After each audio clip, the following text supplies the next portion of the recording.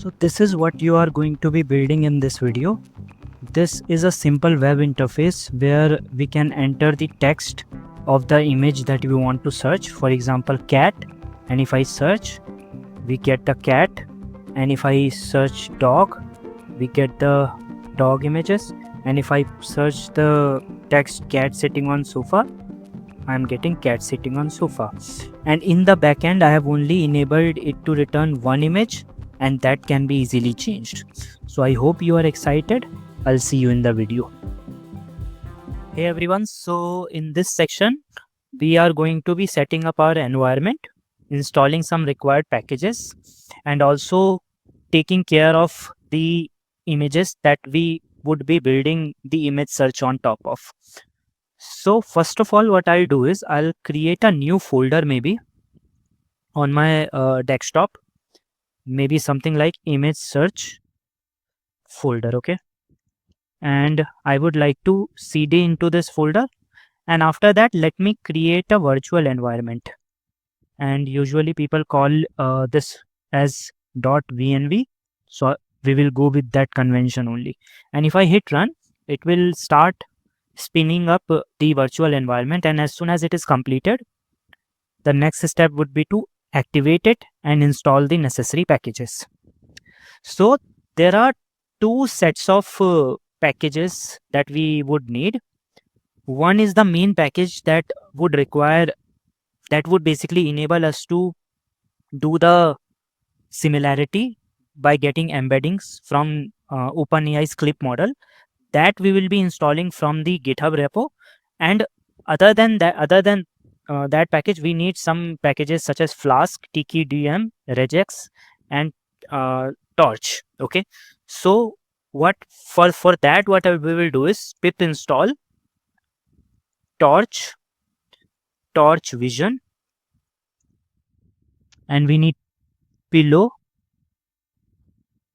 Okay, and we need Regex, we need TQDM, we also need Flask. And once we hit run, this particular, okay, we also need, I guess, FTFY. Once we hit run, it will take some time, and depending upon your bandwidth and system capabilities, it will start the installation process. But notice here, I did something wrong here because I did not activate my environment. So I'll do when script activate, and now my environment is activated, and now if I hit run, it will start the installation from scratch. Okay, and depending upon the speed of your system, it will do this quickly, or it will take some time. It will depend upon the system requirements. So I'll pause this and I'll resume once these are installed. Okay, so these packages are installed, and next package is the package for Clip. And for that, what we need to do is we need to go to GitHub Clip and copy its Git link, because we are going to be installing it from Git. So what I'll do is I will do pip install git plus, I'll paste it right here, and if I hit run, it should pull the repo and it should install this Clip package as well. Okay, so once this is done, next step would be to actually start with the creation of app. Okay, so this is done, and the next section is to actually go ahead and start coding. So what I'll do is I'll quickly set up my project structure, and in the project structure, basically what I want is I want to first of all create a templates folder which would hold a index.html file. And for now, let me create a boilerplate HTML like this, and I'll simply put hello world here. And let me also create a folder called static, and inside it, let me have a folder for images where I'll put all the images that I would be training my search on. And then finally I'll need app.py. Okay, So for now, what I'll do is I'll quickly, just for the sake of starting the server, what I'll do is I will import some important classes, such as the Flask class, which would instantiate the app, and then we will import a request and render template. So let me quickly create a app instance, which would be having a argument called name. And once I have this app ready, next step would be to create a route. So I'll do app.route, and this would be a home route. And let me pass methods as because later I will be adding one form within the HTML. So for now, I'll put both get and post here. Okay, so I'll create a function for home for this route, and for now it will just return the render template of index.html. So now let's try running this function, this file, by doing app.py. It did not run. Why? Because I did not call the app.run method. So if name is equal to main, then only I would like to do app.run, and usually we run it with debug is equal to true, so that we can see how this is being executed in the command line. Okay, so now my app is running, and if I go inside localhost, I see my hello world appearing, and this hello world is coming from where? Here. And if I just put Rahul here, it should be updated. Okay, yeah. So now our basic structure is in place. The next step would be to get the images. So the way I did this part was quite simple. What I did was I simply went and set cat images, and then simply screenshotted some images, some 2 to 3 images for cat, dog, and person. And let me show you where I have put those images. So I have created another version of this application. So these are the images. So I'll just copy it and I'll paste it within our images folder. Let me do Control P. And if I paste it, all the images are appearing here. Okay. So this is what we have for now. And let me do one thing. Let me, in the body, let me create a simple form within this. But I should have a header which should say something like search images. Okay.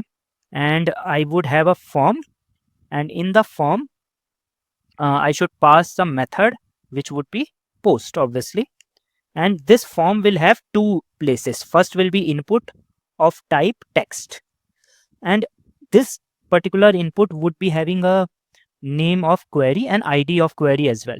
And I will put a placeholder like enter your query, maybe, or maybe enter text to search. That would be more appropriate. And once we have this input, I will have an input of type submit. Okay, so this is submit input, and value would be maybe search. Okay, so once we have this form in place, what we can do is we can just refresh our page and see this form appearing. Currently it won't do anything because we haven't implemented the backend piece, but we will do that in a moment. So this is how it is looking. And now I will also be implementing so when the backend is going to send the results to frontend, it will send it in the form of results key. Okay, so what we will have is we will be using Jinja templating, and we will display those results. So what I'll do is I'll say for image in results. So results will be basically a list which will be passed from app, and I'll implement how it will be passed in a moment. And I'll end this for by doing end for, and within this for loop, what I'll do is I'll create a image tag, and this image tag will have a source. And here also I can have a Jinja template. And if you know Flask, you get one method called url4, and inside url4 you can basically embed the folder names and it will create the URL for you. So static is the folder name and the file name would be, and since we know that file name is inside static and images, so I'll prepend the file name with images by something like this, and I'm putting this in single quotes because double quotes won't work, because double quote we have already used here. So images plus img, and where exactly this img is coming from, this is coming from here. So this img is a variable in this loop. Okay, so once we have this, what we can do is we can possibly, I think we can remove alt for now, and maybe I can have a width of maybe, I don't know, 200. Okay, but for now it won't be doing anything. It will just hold this results empty result, because we are not sending results right now. Okay, so for example, just for the sake of it, while rendering the template, if I pass results is equal to, and if I pass a list of image, and let's say I pass cat.jpg, but let's look at this before adding this. If I refresh it, nothing happens, and if I put this results, this cat image is appearing, right? So this is just to see that our for loop is working correctly. And if we change the name of the image just to see, maybe cat 2.jpg, and if I refresh it, second cat's images appears. Okay, so this is how it looks like, but obviously these results will come from the logic that we will be building in a moment. Okay, so I'll do something. I'll probably do if request dot, and this request is coming from this, right? Request dot method is equal to post. So if my request method is post, I'll be doing some sort of processing. And what processing I'll be doing? I'll be doing query. So basically I need to extract this query from the so the moment I hit this submit button, this query I can extract in here. So I'll say request dot form dot get, which value I want to get. I want to get query. Okay, and once I get this query, what I can do is I can for now just return query. So when method is post, I'll return the query, and when method is not post, or maybe what I can do is for now, in place of this, I can have cat dot jpg. So what I'm doing is I'm just setting this this results. If I run this, no change is up. Okay, something is not working. Okay, I think we should define results to be an empty list first. Okay, because this will be invoked only when the method is post, and when we load the page for the first time, method is get. So if I refresh it, now it should work. Nothing is happening right now, but if I hit search, cat should appear. Okay, so for now we have not implemented any search functionality, only the basic scaffolding of the search. Okay, so how are we going to implement this search functionality? Let's start with that process. So the way I see it working is, I would like to first of all load the model itself. So I'll say something like clip, but for that I need to load.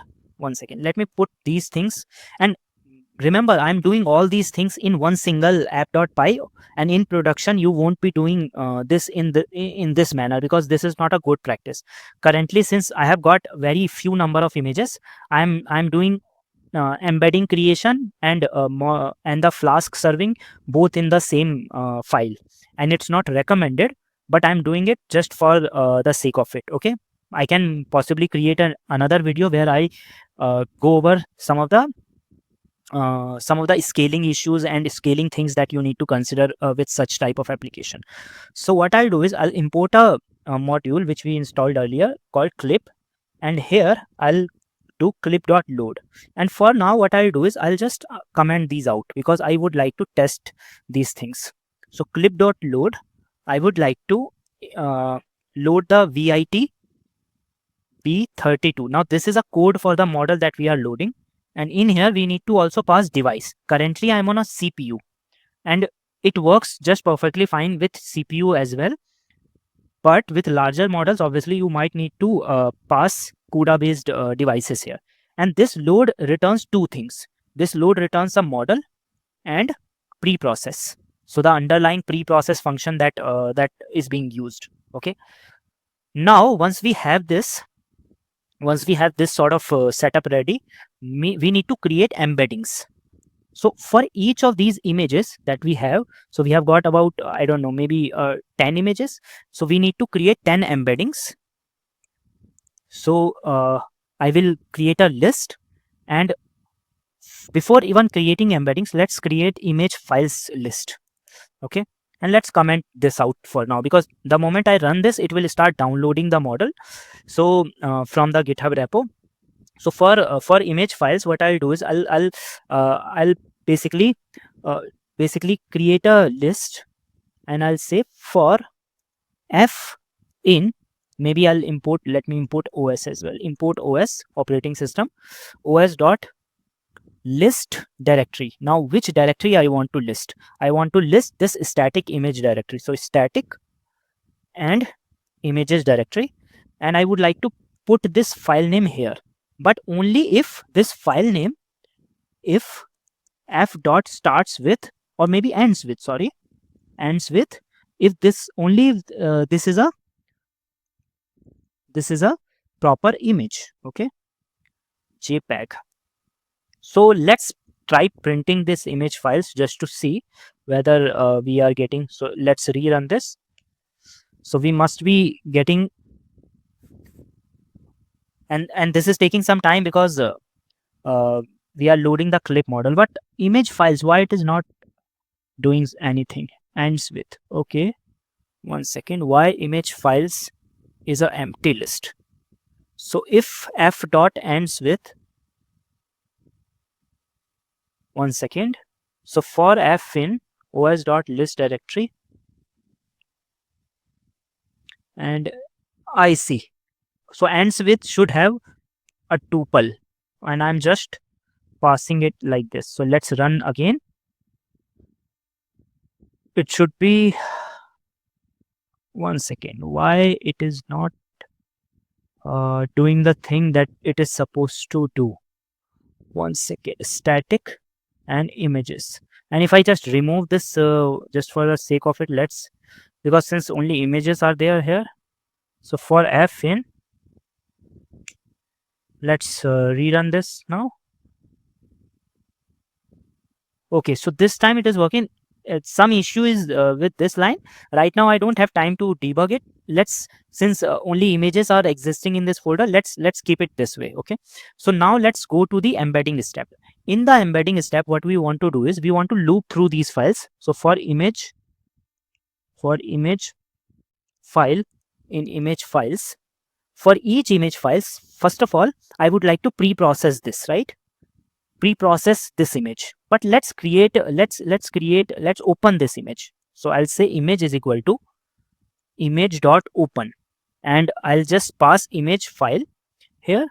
So image dot open image file, but since this image file is existing here, where it is existing in this static dot images, so I'll do os dot path dot join,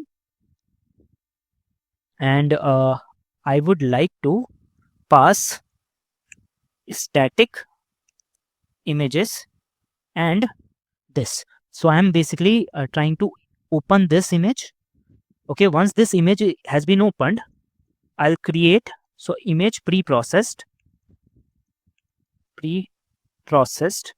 and here I'll be using this function pre-process, and I'll pass this image here.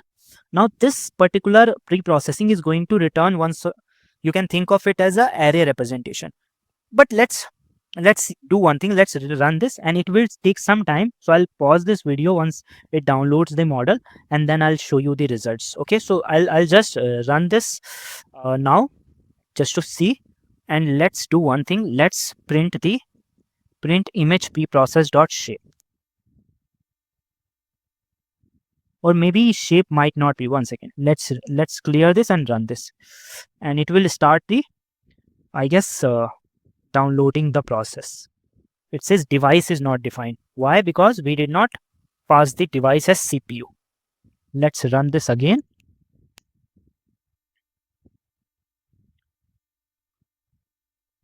This time it should start the model download. I think we should have, one second, name image is not defined. I see. I think from PIL we need to import. So from PIL import image, and yeah, this is good now. OS has already been imported.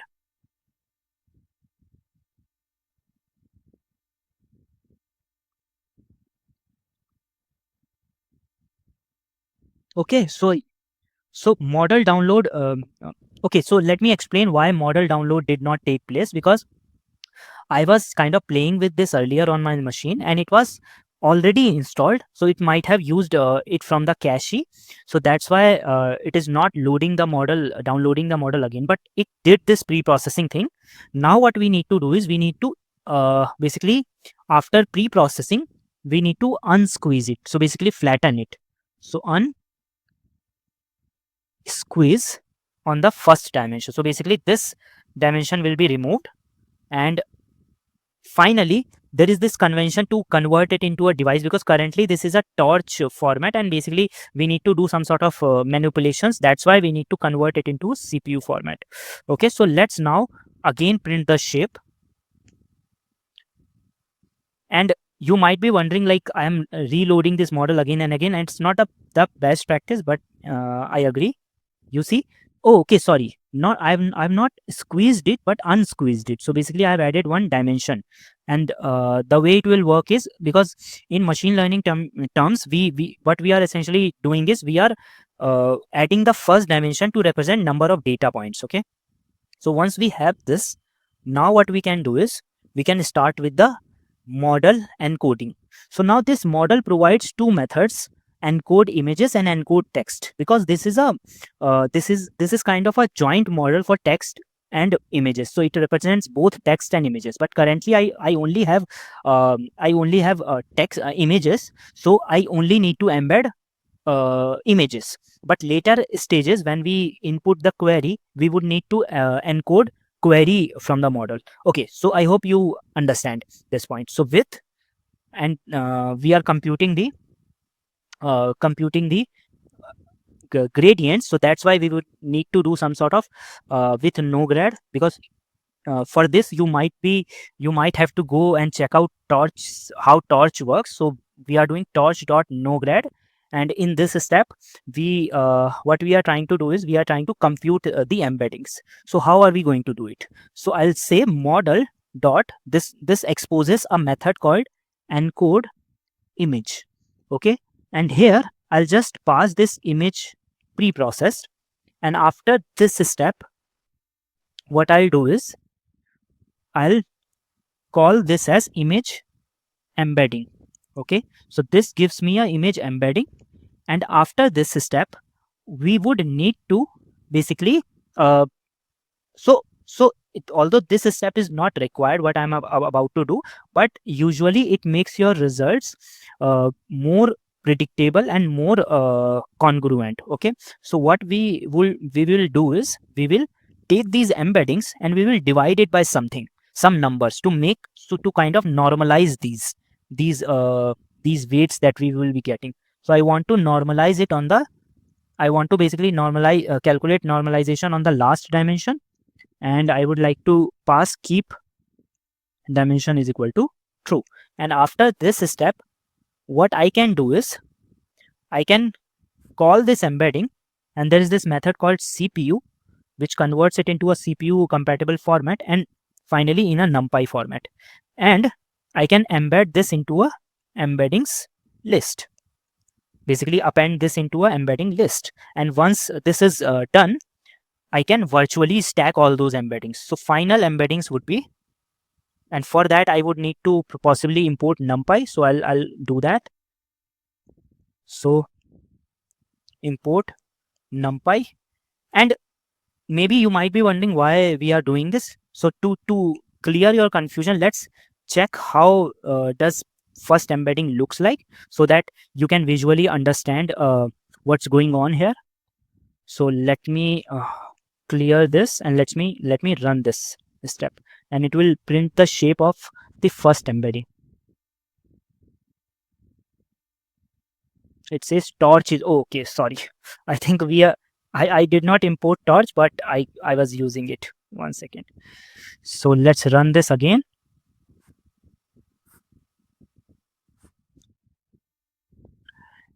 And this time we should see, yeah. So okay, so what, 1 second. Okay, I think we should have called shape. I'm printing the entire embedding but not calling the shape.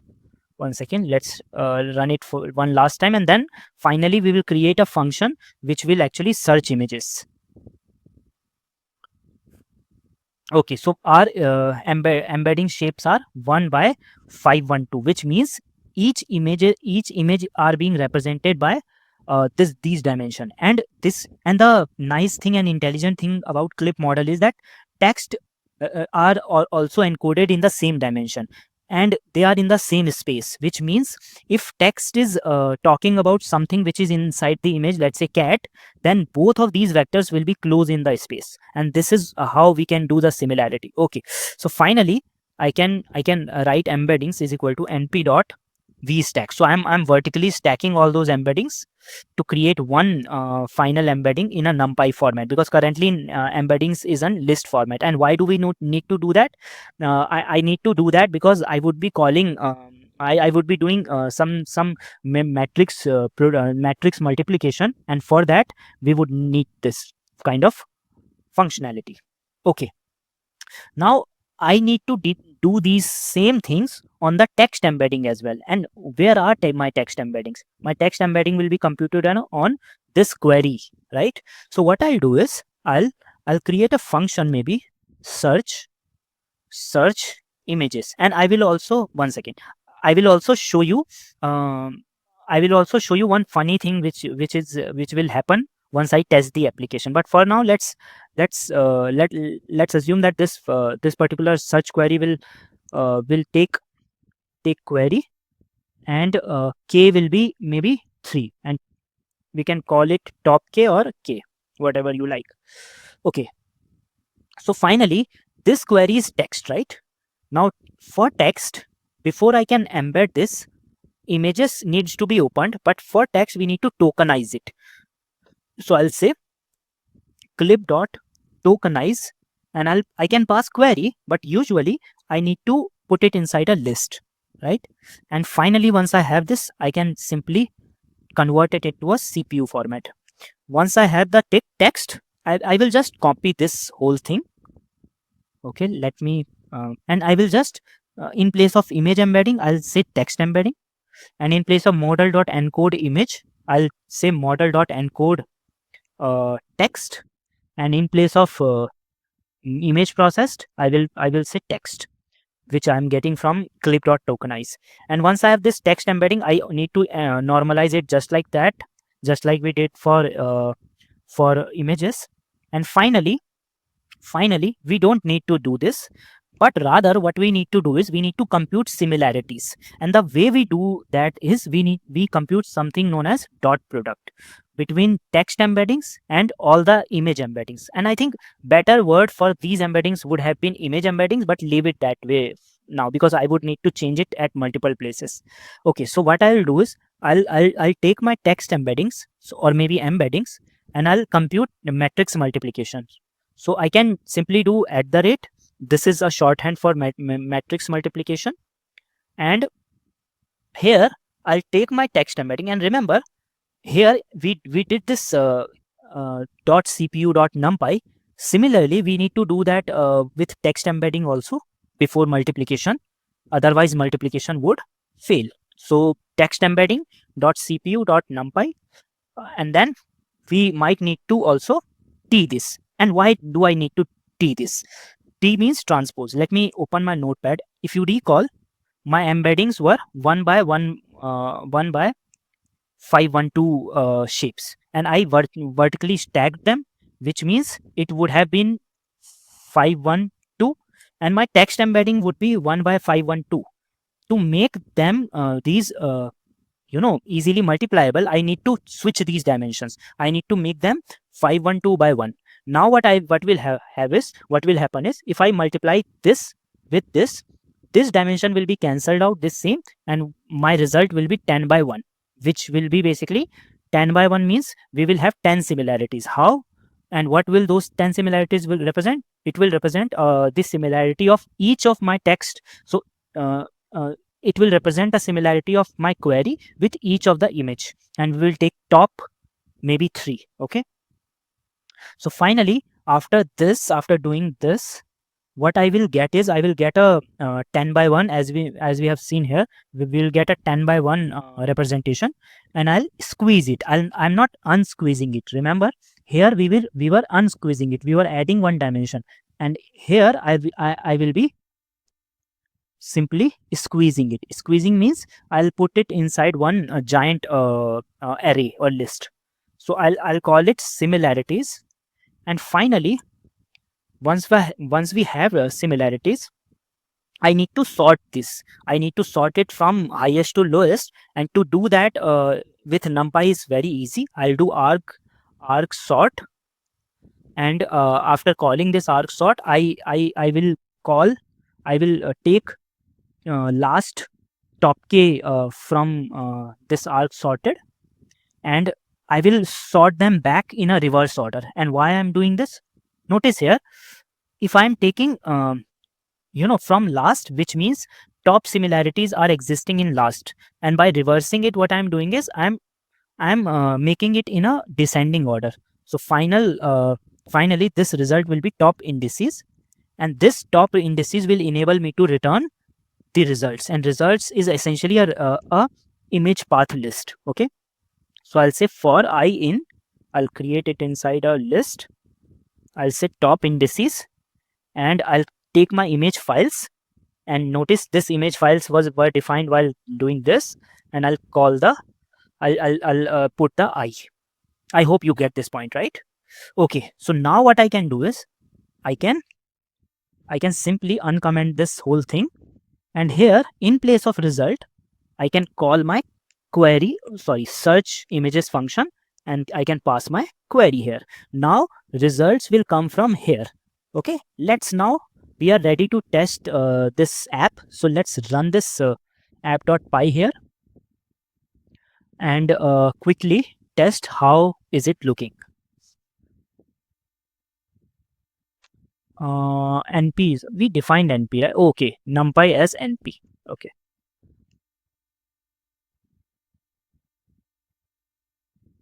let's see. It should work now. Okay, so let's see if I reload this. Are we having something? I think first time it will take some time because it is loading the model, and again, it's not the best practice to load model within your server file. But yeah, so if I put cat here, and if I do search, you see all the cat images are appearing. If I do dog here, and if I do search, you see dogs are. But now remember, I told you that I will be showing you one funny thing about this app. If I do person here, notice this, in the person we are getting this person as well. And let me show you why it is happening. Because see, the way the app works is, it is basically computing similarities, right? And currently we don't have that much images, because in your real world applications you will be having maybe millions of images. In those situations you won't be having such kind of problems, right? So but the great thing about this application is, you are not required to search in one word. Currently I don't have any such maybe let's do one thing. Okay, let me show, maybe possibly extend this, maybe cat sitting on sofa. Let's get this image, and let's see if I am able to search this image using my search system. So if I'll just copy this image, or maybe save this image, and I'll put it inside my application that I have, and I'll put this maybe dummy. Okay, dummy image, and this is a test image. Okay, now let me rerun this app, and this time while rerunning it, what I'll do is, from the app.py, in the top k, I would like to only return one image. So I will display only one top image, and let's clear this and let's rerun this application. So I want to see whether clip can effectively generate or maybe search image by adding the long text description. So if I refresh this, continue, first I'll test it with simply cat, and then I'll try to enter cat sitting on sofa. One second, why it is happening like this? Why? One second, something is not okay. Query. Okay, let's see. So first of all, let me enter cat. Okay, cat. Now cat sitting on sofa. Okay, so you see this. This clip is really powerful, but the only thing that you need to understand is how to use it in a scalable manner. Maybe I can create another video where I talk about scalability and what are the best practices to put these embeddings, because these embeddings would be existing in a database such as vector database, which are designed for similarity search, such as Facebook AI similarity search, which is also known as FAISS. So this is quite powerful. Or maybe you also use, if your use case is really big, maybe you have got 10 or millions of images, you can use a service called Pinecone. It handles everything for you, but you get this idea, right? That this is really powerful tool, this clip model. Okay, all right, so with that said, I would like to close this video. I hope you have been follow through this entire lecture, and let me know if you have any doubts or any queries or any errors that you run into. So thank you so much.